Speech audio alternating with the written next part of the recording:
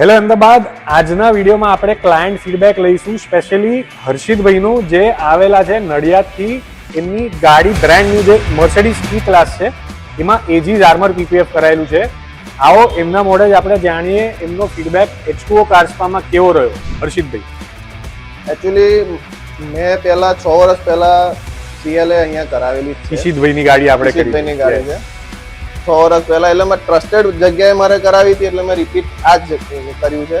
કેમ કે હર્ષભાઈ જોડે મારે જૂનો સંબંધ, ઈશિતભાઈને બહુ જૂનો સંબંધ છે મારે, એટલે મેં અહીંયા જ રિપીટ કરાવી. અને મને જે પ્રમાણે કામ થયું છે મને બહુ સિરિયસલી બહુ ગમ્યું.